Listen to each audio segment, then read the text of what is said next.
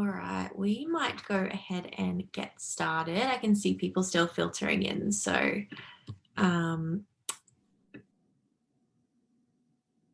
we should be good. All right, good morning, everyone. So my name is Hayley McGill, and welcome to today's webinar, Closing the Analytical Talent Gap, an Executive's Guide to Working with Universities.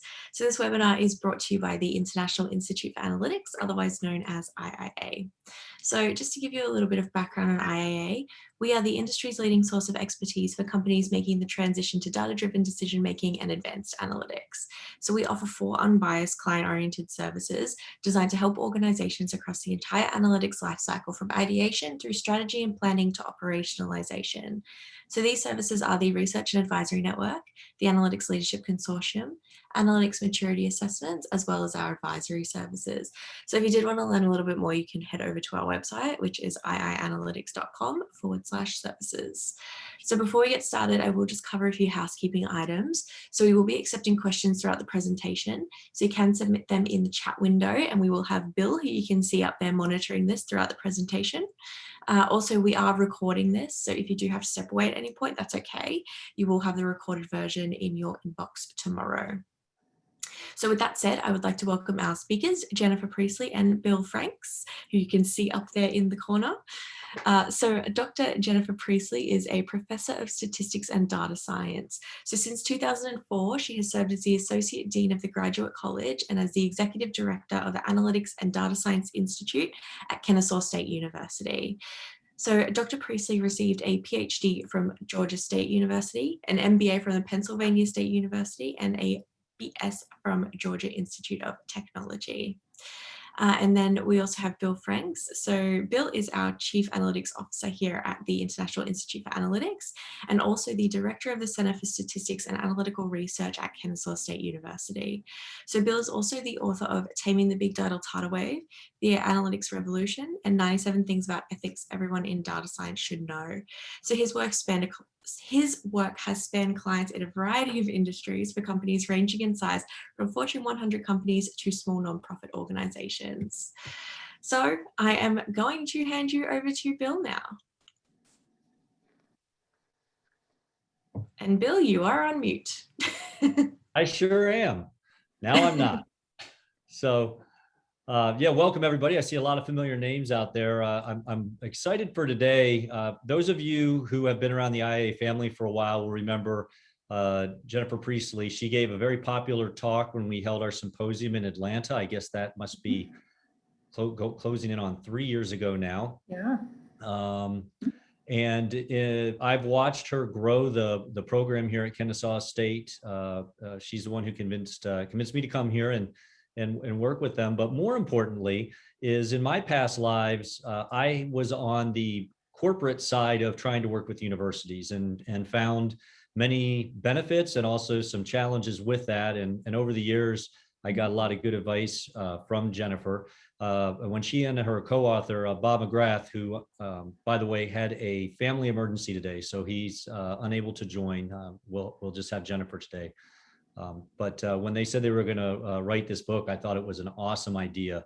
And when I saw the final product, I thought it was a great summary of much of the things that people should know about working with universities. So I thought it'd be great, given the book's just come out in the last month or two, to have an overview of some of the lessons that have been learned from their literal decades of work trying to bridge the university and business environments. And as Hayley mentioned, if you have questions, I'll be monitoring questions. I'll default to probably holding them till the end, but if there are some that are particularly urgent at a point in time, given the thread that Jennifer's discussing, I might go ahead and interrupt her here and there. But other than that, I'm going to turn it over to you, Jennifer.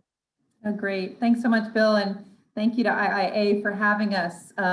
This book really came about as a result of almost 50 years of combined academic experience between me and Bob. I like to joke that Bob is older, but certainly Bob and I were experiencing very similar conversations, him at the University of New Hampshire in Durham, New Hampshire, and me at Kennesaw State right outside of Atlanta. And we were having, like I said, similar conversations with organizations who are approaching us, and they all had sort of the same questions. How do I work with your students? How do I develop a pipeline of talent? I've got a project. How do I work? How do I find the students to help me with this project? What if we do research together? Who owns the research? How much does all of this cost? And then similarly within the universities, we were having sort of parallel conversations. You know, as data science and analytics professors, we need real world data. We need real world projects. How do we reach out to companies to help partner with us, to help collaborate with our students to do real research that's grounded in data-centric challenges? How do we bring projects into the classroom? And so as we were both kind of walking parallel paths and having a similar set of conversations, we also reached out to other universities. And you'll see some of them named in the context of these sort of prepared remarks. And so the book is really, it almost wrote itself because the questions, I think, are so common to so many organizations around the country who are trying to fill those analytical positions to truly close that talent gap. And so, like I said, I've tried to prepare some summary remarks from the book today, but I'll look forward to having a conversation after the prepared remarks if anybody has any specific questions. So like a good professor, I thought I'd start out with a quiz. So if I had to ask you, what % of analytics insights will ever deliver expected business outcomes? You know, how would you answer that question? So I want you guys to kind of think about that. Obviously, if we were doing this in person, I'd have everybody shout out a couple answers. And then my second question in the quiz is, what % of big data projects fail? So organizations are investing a lot of money right now in data science and in these big AI infrastructures and certainly in analytical talent. And so when you think about those two questions, you know, how would you answer those for your organization? So I'll go ahead and fast forward to the results. So about 20% of Analytic insights ever develop the expected business outcomes. That's not a lot.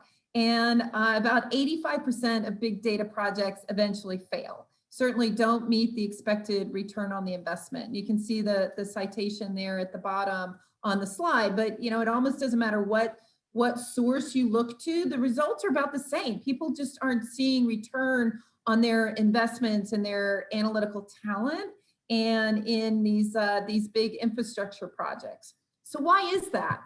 Well, you know, depending upon what the source is that you look to, the answers could be slightly different, but I think there's kind of 4 common themes that we hear from organizations in terms of why their investments in data science and AI are failing. So the first is they don't have the right talent. And obviously coming from a university, this is something that we're going to spend a lot of talking about. The second is they're solving the wrong problem with the wrong tools. You know, I'm always hesitant when organizations come to me and they say, we want to solve this problem using TensorFlow, or we want to solve this problem using AI. Well, you know, hang on.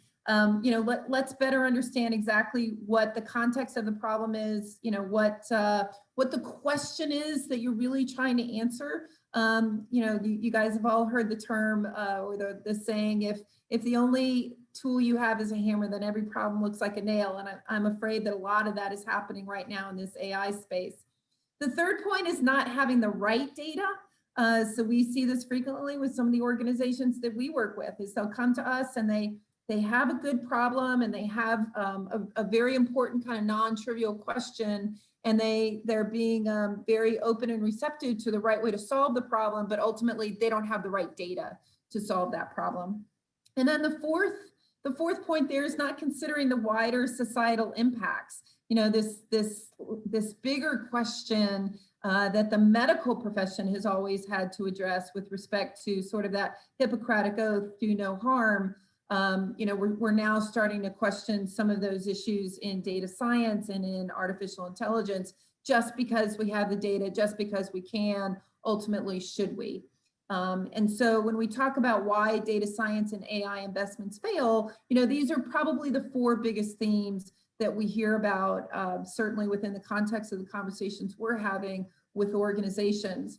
So as as organizations across the country, you know, kind of regardless of their application domain, try to address these questions and kind of revisit their data science and AI investments, increasingly, you know, a lot of organizations are turning to universities to partner with universities. And here's a couple headlines that I've extracted from a couple different publications. And there definitely is a role and an important benefit that universities can bring to the table in terms of mitigating some of those challenges with investments in data science and artificial intelligence.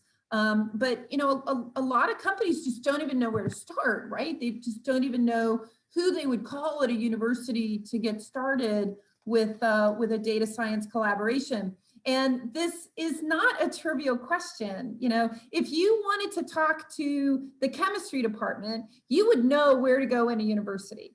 If you wanted to talk to the marketing department, you would know where to go in a university to have that conversation. But if you want to talk to the data science faculty, if you want to talk to AI faculty, who do you call? You know, should you reach out to the College of Business? Should you reach out to the College of Computing?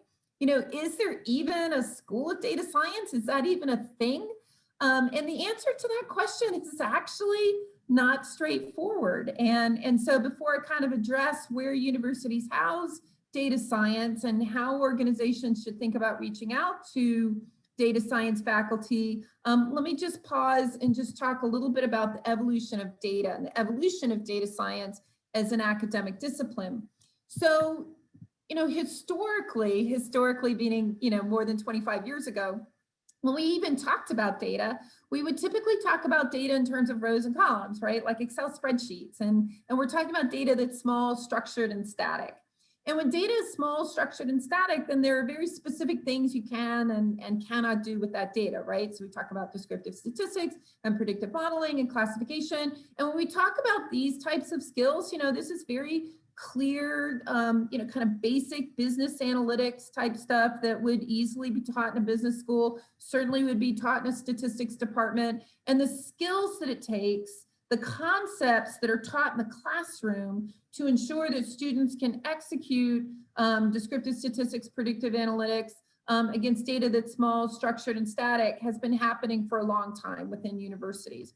But as data has continued to evolve, it's not just small, structured, and static, but rather it's large, unstructured, and in motion. And so now we're talking about sensor-based data. We're talking about IoT. We're certainly talking about concepts related to machine learning. We're talking about text-based data. We're talking about image-based data. We're talking about sound-based data.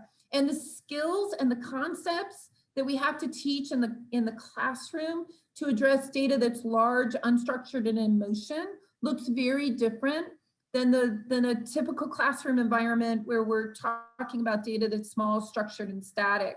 So as we start to move into that second box, now we're not just talking about basic analytics, you know, in a business context. We're not just talking about statistics. Now we're starting to integrate computer science, and increasingly we're actually even bringing in engineering and potentially physics, and all of this is certainly grounded in mathematics. And then when we, you know, we talk about today's environment for teaching students to be productive after they graduate. Now it's not even just about data that's large, unstructured, and in motion, but rather data that's massive, integrated, and dynamic. So now we're talking about systems of data, talking to systems of data. And this is where we start to get into some of the conversations around deep learning and artificial intelligence. And so now from an academic perspective, we not only have the business disciplines and we have, you know, clearly mathematics, and we have statistics, and we have computer science, and we have physics, but now we're also bringing back the humanities, because now we're talking about those human system interactions. And, you know, now again, we're talking about societal impacts, and we're talking about ethics. And so we've gone from, you know, a fairly confined set of skills and set of classes at a university, you know, to a very broad-based set of educational objectives when we talk about making sure that our students can work with data that's massive, integrated, and dynamic. And so again, we're talking about this intersection of computer science and statistics and mathematics and the humanities. And so that brings me to my next question for the audience, which is most analytical programs are housed at blank at most universities. So what do you guys think? Again, if we were in person, I would just have you guys start shouting out answers. Would a university program that teaches those concepts related to working with data that's massive and dynamic and in motion, are those types of programs housed in a college of business or in a college of computing, science and mathematics, engineering, or are they housed in some kind of what I like to call academic Switzerland, where it's interdisciplinary and it's housed in an institute, or is it none of the above? So again, if we were all in person, I would have you guys just shout out some answers. The reality is you're probably all right. The answer is not straightforward. So if you look at the academic location of programs in data science and analytics and machine learning, it's actually very diverse. So, going back to the question, who would you call if you wanted to start a collaboration? Well, it actually depends. So you can see the distribution. So academic programs are housed in all these different places, sometimes simultaneously at a university. So how did we get to this point? So again, if you wanted to talk to a chemistry professor, you would know exactly where to go. But if you wanted to talk to a data science faculty member or start recruiting analytics students, where would you go within a university? And so when we talk about analytics and data science as an academic discipline, most programs are going to either take the shape of the model on the left, or they're going to take the shape of the model on the right. So what's the difference? So the model on the left is we'll call it a hub-based approach. So these are truly data science programs, or in these programs, students are truly learning to become scientists of data. And then when they graduate, they can go just about anywhere because they kind of have that core set of skills, that core set of concepts that they've learned in the classroom of how to take massive amounts of data and translate it into information to solve problems. And that's a core set of highly fungible skills that are equally as applicable in a finance context and a banking context as it is in a healthcare context, as it is in a retail context. So, programs that sit on the left that are hubs, these tend to be very computational programs where students are really learning how to write algorithms. They're typically very strong in math, they're typically very strong in programming, which is great. But then sort of the downside to that is they may not necessarily understand some of the nuances or have the depth of vocabulary that would be specific to the finance industry or the healthcare industry. But they become truly scientists of data. And these programs are more likely to be housed in colleges of computing and colleges of engineering, or in an institute or in a center. Programs that are housed, that are more like the model on the right, analytics programs, are what we'll call spoke programs. So students are majoring in something else. So they're majoring in biology, chemistry, physics, or they're majoring in marketing, finance, economics, or they're majoring in psychology, sociology, and then they pick up a class or two in analytics. And so these are the students that have really strong application domain experience. Again, they've taken 5, 6, 7, 8 courses in marketing out of their marketing major, and then they pick up 1 or 2 classes in analytics. So they're not going as deep on the analytics side, but they have a much stronger understanding of the nuances and the vocabulary of the domain ultimately where they're going to be working. So neither of these approaches is necessarily better or worse, but they're different. And so I think when we start to get into trouble in the data science ecosystem, both from students' expectations as well as hiring manager and then the organization's perspective, is when these are out of alignment. So a student that's coming out of an analytics spoke program can't do the same things that a student that's coming out of a data science program can do, and vice versa. So importantly, as organizations want to partner with universities, just understand, are you talking about a partnership with a university that is approaching data science as a hub, or approaching data science more as a spoke? Again, both can be great. In fact, I would encourage organizations to consider partnering with universities that have both approaches. So have a portfolio of universities that you're working with, some that go really deep into data science and some that are really approaching analytics as a spoke. So, at their core, universities, we ultimately do 2 things, right? We teach and we develop new knowledge. And some universities play football. Some are better than others. But really at our core, we teach and we develop new knowledge. And so, when we talk to organizations, there's really kind of 4 key things they're looking for from us. They're looking for pipelines of talent, again, either analytics talent, spoke talent, or they're looking for data scientists, hub talent. They're looking for collaborative research and innovation partners, working with faculty who are on kind of the cutting edge of the latest and greatest methods and technology and thinking about that kind of top box, right? About data that's massive and integrated. And then the third point is they're looking for faculty workshops and ad hoc training on emerging topics. Having faculty actually come to their organizations and kind of talk about what the latest and greatest thinking is. And then the fourth point there is upskilling. So taking existing employees and helping them upskill and continue to develop their knowledge base in sort of, again, the latest technologies and programming languages and the things that they need to be effective in their jobs. So these are kind of the 4 things that universities do particularly well in the data science space. And so as you come back to those pain points that I started the conversation with, why do most AI and data science initiatives fail? It's because of these 4 things there on the left. And so increasingly, this is why organizations are looking to partnerships with universities for these 4 things on the right to help mitigate those pain points on the left. So, kind of coming back to being a good academic and continuing the quiz here, the skill that is most commonly included in job ads for analytics professionals is, and again, if we were face-to-face, I'd have everybody shouting out. I'll let you guys kind of think about that for a minute. What are organizations looking for the most? So when we talk about those pain points, what is it that they're trying to recruit out of universities for?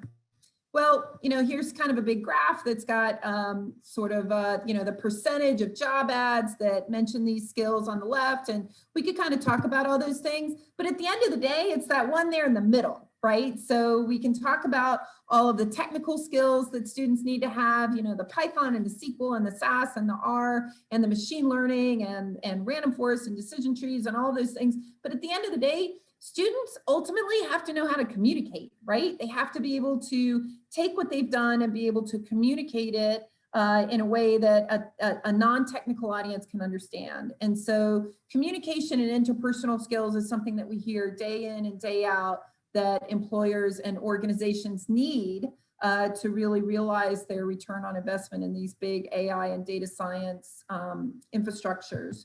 And so, if that's what they're looking for, well, if we look at the credit hours of what universities are actually teaching in this space, sadly, soft skills, those communication and interpersonal skills actually receive a painfully small amount of attention formally in the classroom.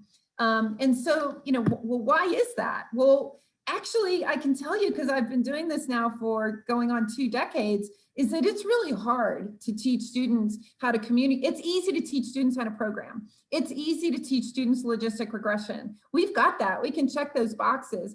But it's really hard to take a computationally strong student and teach them strong presentation skills, to teach them how to actually sit down with a client and be able to translate requirements into, take what the client actually needs and translate that into project requirements. And so this comes back to the larger conversation about organizations collaborating with universities. And we talked about the pain points that organizations have and why they need to work with universities. This point here on the soft skills, this is why universities need to collaborate with organizations, because we can download stuff off of Kaggle, right? I mean, we can build classroom exercises. That's not a problem. But there's nothing that replaces having people from the organization come into the classroom and actually talk to the students and have the students actually present their results and meet with the client and actually be forced to explain, what it is that they did differently and using different vocabulary. And again, being able to speak the language of the client. So in order for us to really teach those soft skills, this is really where collaboration with the private sector plays such a foundational role. So, kind of going back to how and why we wrote this book. So, you can see we talked to several different organizations. We talked to the Home Depot, and we talked to Equifax and Shaw Flooring and Blue Cross Blue Shield of Tennessee, and you can see all the logos there. We also talked to a variety of academic institutions that were all walking a similar path. We talked to Georgia Tech, and we talked obviously to New Hampshire and Oklahoma State and University of Cincinnati. And so as we talk to all these different parties, both organizations as well as academic institutions, we came up with a series of checklists. And these checklists look a little different based upon if you're looking to partner at the undergraduate level versus the master's versus at the PhD level, but just at a high level. So where do you get started? Well, being an analytics or data science program director, certainly at the master's and at the PhD level, is really a full-time position.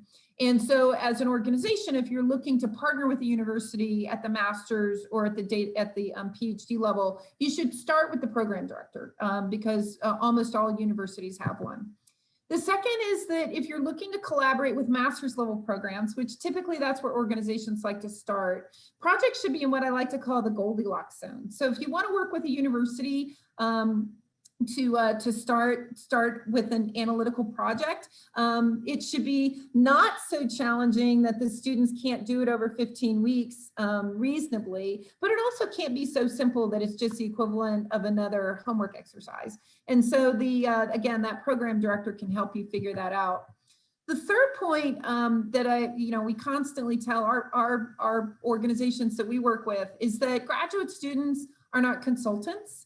They are students. And so to the extent that you're engaging master's level students, or certainly even undergraduate students in a project or in some kind of internship or some type of collaboration, just remember that this is a learning engagement for them. And this is probably part of their curriculum. So, approach it with a heart of altruism, where innovation will hopefully be a byproduct, and you can use it as an opportunity to screen the candidate. But just don't think that a master's student is going to be the equivalent of an Accenture consultant. So you can see my point. Sponsorship of undergraduate capstone courses and undergraduate projects may or may not come with the expectation of funding. Master's engagements will.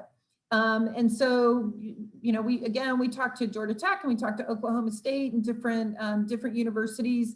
Funding expectations range from about $5,000 to about $15,000 a semester. Research with doctoral students obviously is going to be more resource intensive because doctoral students are very expensive and they take a lot of care and feeding.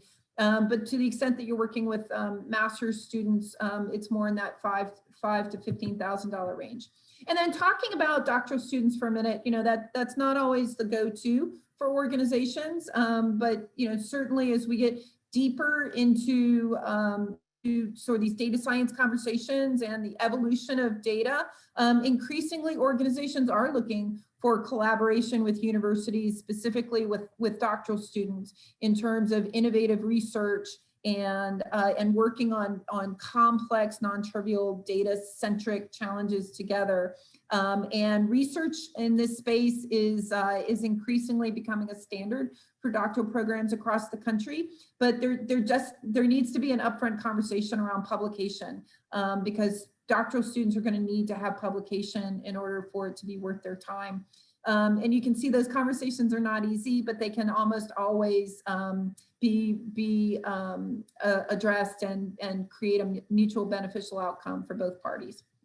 So that's kind of a summarization of our book that just came out in the last couple of weeks. I think it's an important conversation for organizations to have around how to work with universities. And, Bill, at this point, I'd be happy to take some questions. Yeah, well, thanks, Jennifer. And I'll remind anybody who wants to submit some questions. There's a Q&A box and a chat window. You can add your questions in either place, and then we'll work through them. One thing, Jennifer, that comes up, you talked about that, the hub model versus the spoke model. And is it oversimplifying it to say that in some ways, in one case, your focus is really on teaching them data science, and then you're applying that wherever you want to. In the other case, you're really trying to teach them a discipline and you're overlaying a little bit of analytics on top. So is it almost a major versus minor equivalent, or is it more complicated than that? No, I think it's a great point, Bill, and I think your description is really strong.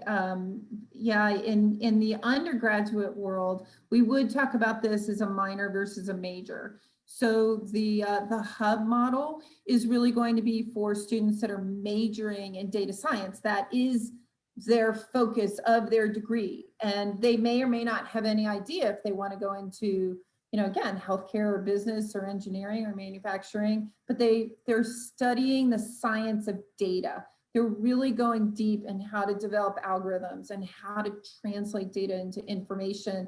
And that becomes a very fungible set of core skills that they can apply in any context. And then you're right, the flip side to that is almost the minor or concentration approach, where students are studying something else. And it's almost sort of that more black box sort of approach to analytics and data science, almost the citizen data scientist. So they're really studying marketing, or they're studying finance, and then they pick up like 1 or 2 analytics classes along the way. So they have some literacy in analytics, and they can take the results and apply it to whatever the business problem is that they're working in. But there would be no expectation that they could actually write the code to build the model, to do the math, to directly interpret what's happening inside that black box. So again, neither one of those programs is necessarily better or worse. It's just ensuring that everybody's expectations are aligned, but the organization's expectations in terms of partnering with that academic program, and importantly, the students' expectations of what they're capable of doing when they graduate.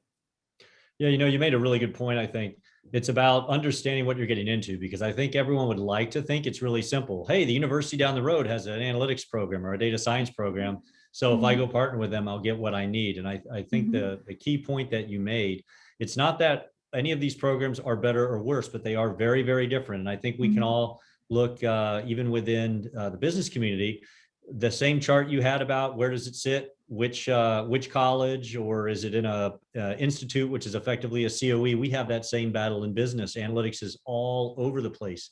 None of them are wrong necessarily, but you're going to get different outcomes. So I think the key takeaway there would be, and I'm assuming you suggest people really need to do their homework a little bit. You want to start out with what do you want and what kind of support do you need from university. Then you have to make sure the university that you partner with is actually providing that type of a curriculum and a program for that support.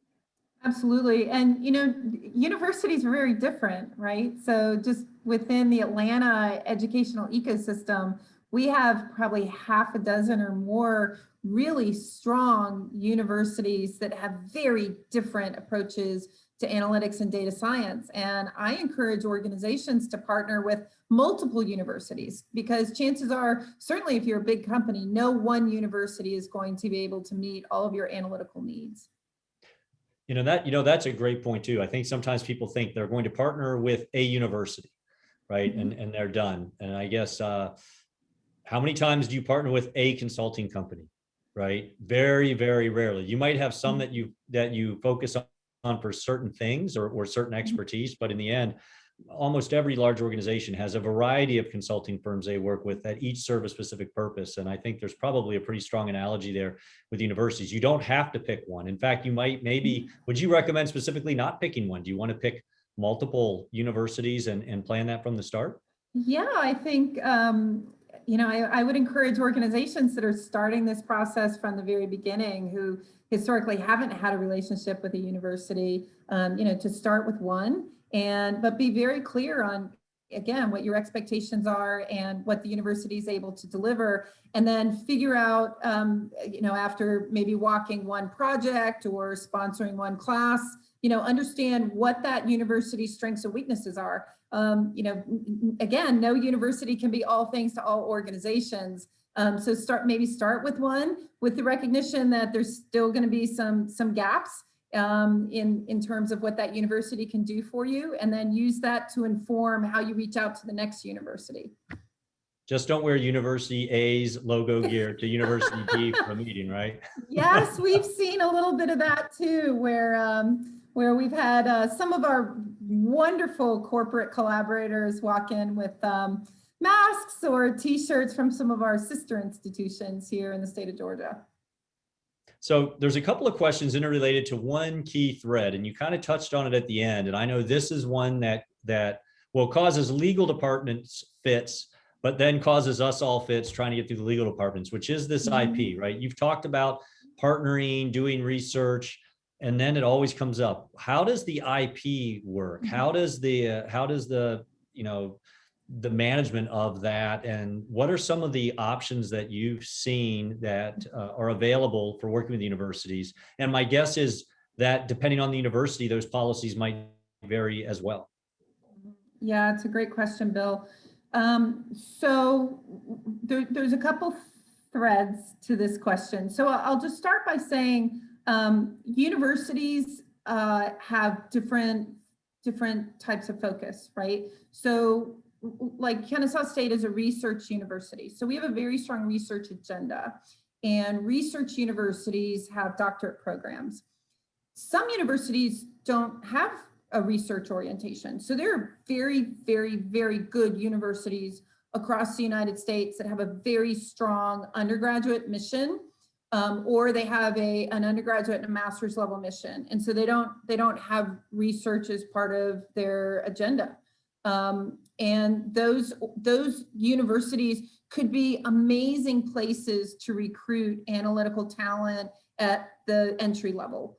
So, just because a university doesn't have a research agenda, a research infrastructure, doesn't necessarily mean that they're not a great place to recruit talent, particularly at the entry level. So, I would encourage organizations as they're thinking about their portfolio of university partners to not just reach out to the top 20 kind of marquee names of all the big research universities, because if you're trying to recruit entry-level talent, you may not need to go to a big research university, which tend to be more complicated and more difficult to work with anyway.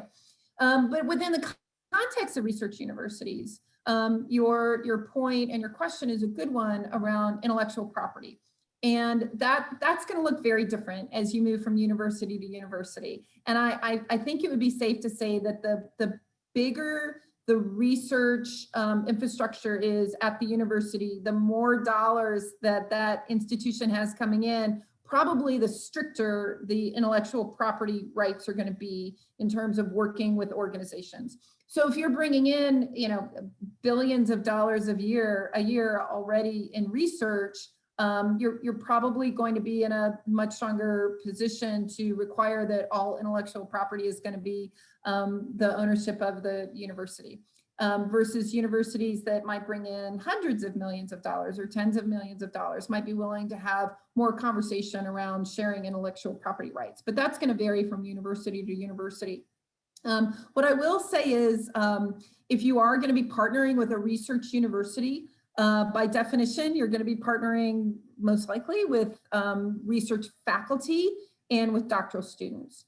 And so what is the coin of the realm for doctoral students and research faculty? Well, it's publications.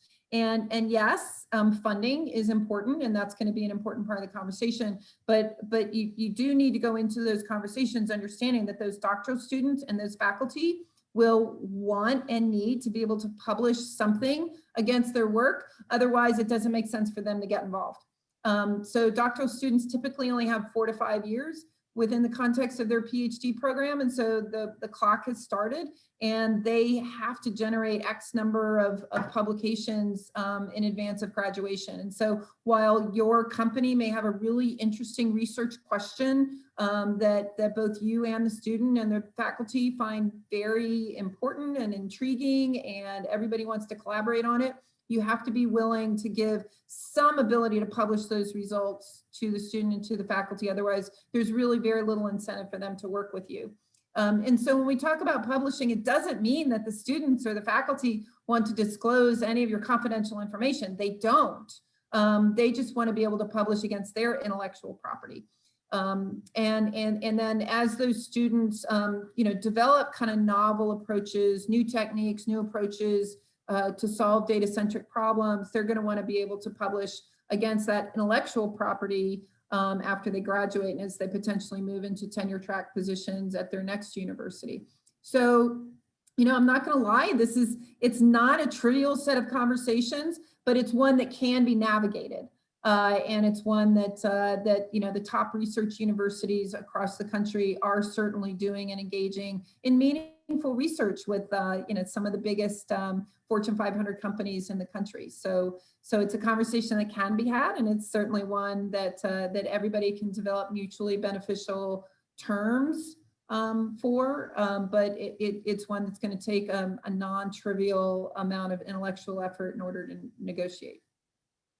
Yeah, the one distinction I found that finally kind of sunk this home with me is really what a company's going to care about most is what you might call the commercial rights, or the rights to go and start a business, or make money from the co-inventions.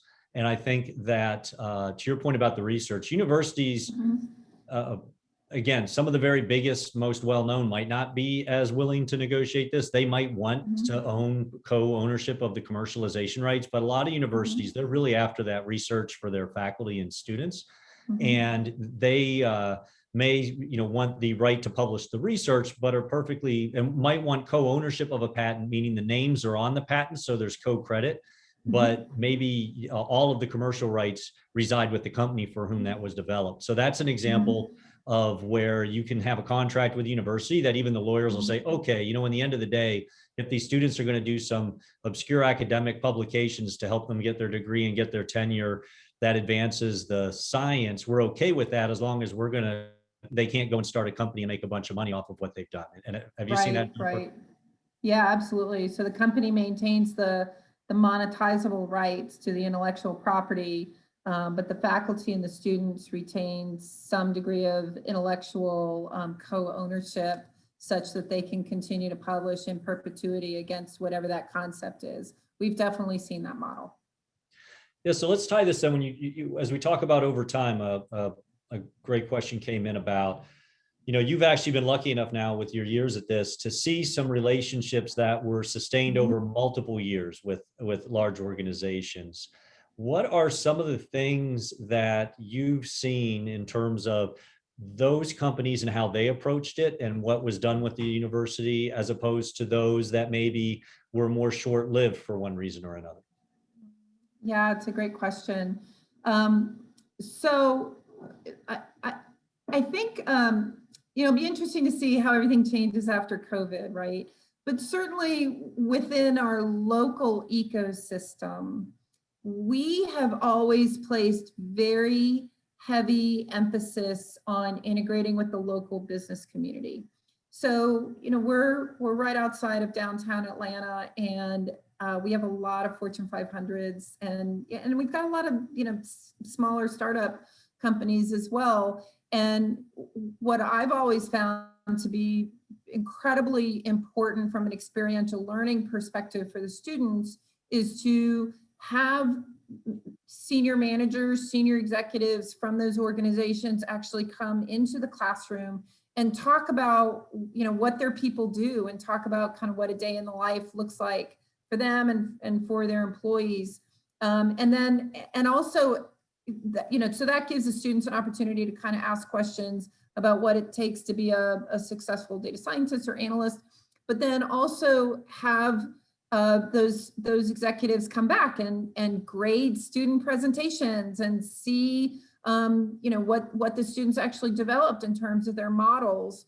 Have those organizations actually give us data, teaching data, that's obviously been stripped of any kind of personal identifiable information, anything that's proprietary, but actually give us kind of real data in the classroom that can help us develop the next generation of talent for that organization. So it becomes this symbiotic relationship. So the executives and the organizations come into the classroom, the students have an opportunity to engage and ask questions. The executives and the organizations give us the data to help train the pipeline of talent that they're going to need for their organizations, right? And then it becomes this recursive loop. So, we had a great situation this past year where we had an alumna woman from our master's program who had gone through a great experiential learning project course with a local organization. She ended up getting a job at that organization, and then she came back to the university to sponsor a project for the same course that she had graduated from, and then had her team grade their projects and their presentations at the end of the semester. You know, I can't think of a better story. That's exactly what's supposed to happen. And so I would say the most successful university private sector relationships, you know, start to look like that, where it becomes symbiotic. You know, if as an organization, you just reach out to a university and just say, I have an open position, can you send me some resumes? You know, we can do that. I mean, you know, at the end of the day, we don't want unemployed graduates of our program. So we're, of course, going to send you resumes and do whatever we can to help place the students. But I don't think that's the best way to collaborate with a university. You know, come and sit in on a class and see what the students are working on. Talk to the faculty, you know, how can I help you? What kind of data do you guys need to teach your class?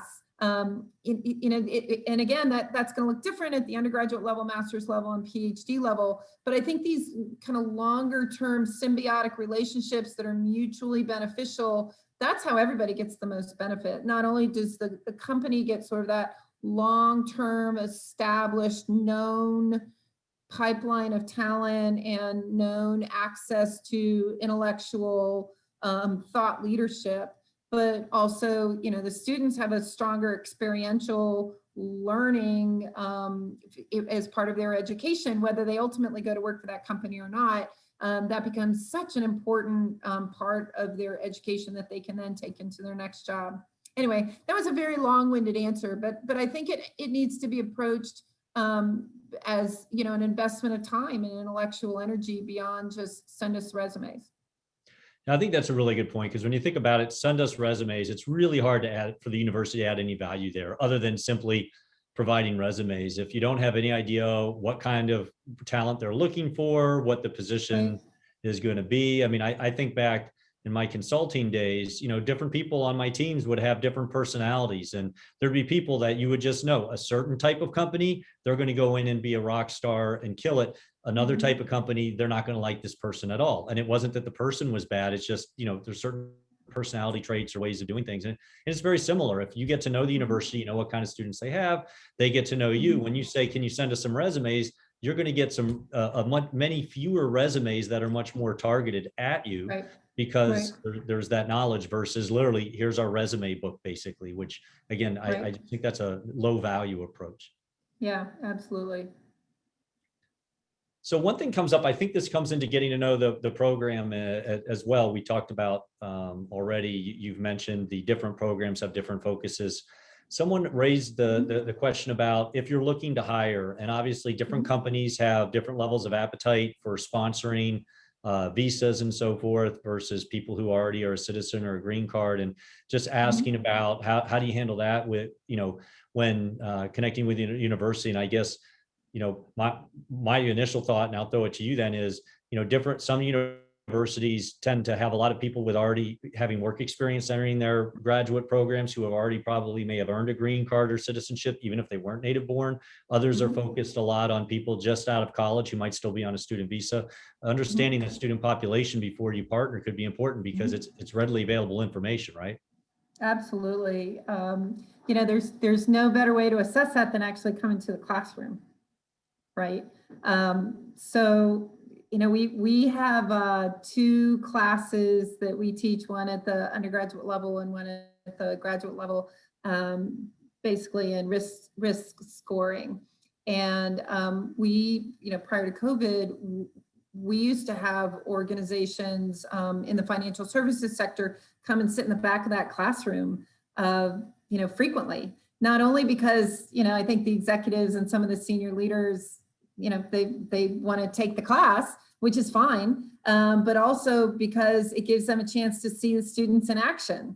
I think they enjoy, you know, seeing the students ask questions and understand kind of where the students are in terms of ultimately what they want to do professionally. But at the very end, at the very least, you know, coming at the end of the semester and helping the faculty kind of grade presentations again, that's an important way to kind of understand what the student body looks like within a particular program that you might want to be recruiting from.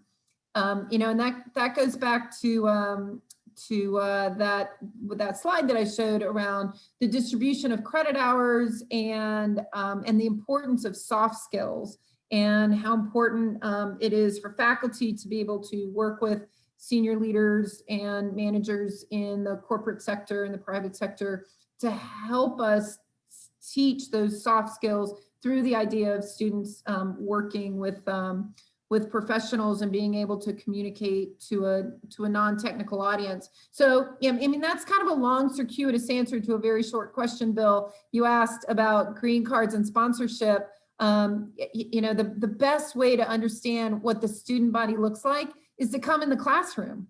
And in addition to the classroom, I mean, most universities also have very robust student-run organizations. So like we've got our analytics and data science student organization. We have a women in data science. We have a girls who code, women in technology. So all of these different student organizations are always looking for individuals to come in and talk to the students, either about their career journey or about work-life balance, or about maybe something specific that the organization does, or maybe the organization wants to come in and recruit. But so in addition to actually working with students, working with faculty, coming in the classroom, also reaching out to these student organizations and offering to speak, offering to mentor, offering to, to provide, effectively be a volunteer with the students.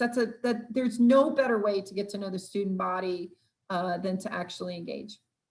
Yeah, it's funny. I'd ask everyone, think about when you go to a conference, how much you love it when you hear a case study, when another company is actually presenting a case study. You love to hear what other companies are up to. That only gets magnified with students because they're not, many of them aren't in a company yet, and they're just trying to figure out what's out there and what are companies doing. So, when you come in, you might be selfishly thinking, I'm going to check this program out a little bit. But if you do as little as a guest lecture, that adds immense value to the students. Oh, yeah. And to add to that, there's no better speaker than an alumni. Right. So if you graduated from that program, coming back and just talking about your journey, talking about your experiences, these poor 20 and 21-year-olds, they think everybody's life journey is linear, right? So you graduate and then you get this super fabulous job and it's this like straight line. And of course, Bill, you and I know that nobody's path is linear, and nobody ends up exactly where they thought they were going to be at the time that they graduated. And certainly trying to provide that perspective and that guidance to young people, I think, is incredibly valuable. So there's an interesting question here. We've spent a lot of time. You've been focused, and your book's focused on partnering with universities, a company doing that is. But the question that came in relates around, there might be companies that would love to partner with a university, but aren't really sure about how to connect. And so, I think you've spent a lot of time dealing with this very question, which is, could it be, their exact quote, could it be a good idea for the university to reach out to industry? Yeah, it's a great point. So yes. So, I love some of the stuff that like IIA does. I love some of the stuff that like Informs does, SAS and the Joint Statistical Meetings and, Data Science Connect. So there's these great conferences, hopefully we'll be back gathering together in person at some point in the not too distant future. But there are some of these conferences where you do see this intersection of both academic faculty and students, as well as private sector and corporate practitioners and leaders.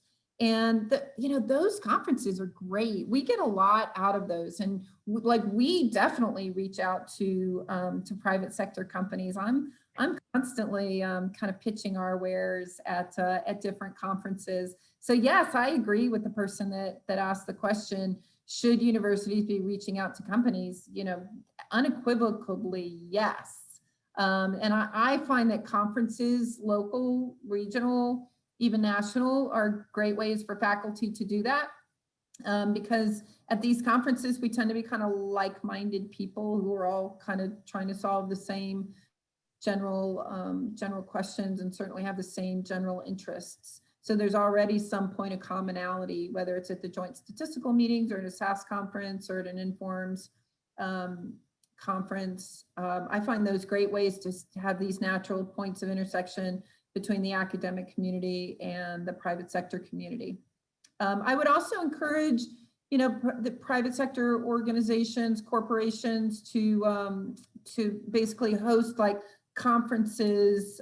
Maybe they do within their own organizations, but bring in local faculty from local universities to talk about their research, to talk about stuff that they're teaching, talk about the three most important trends that they're seeing in terms of people recruiting out of the classroom. I don't know.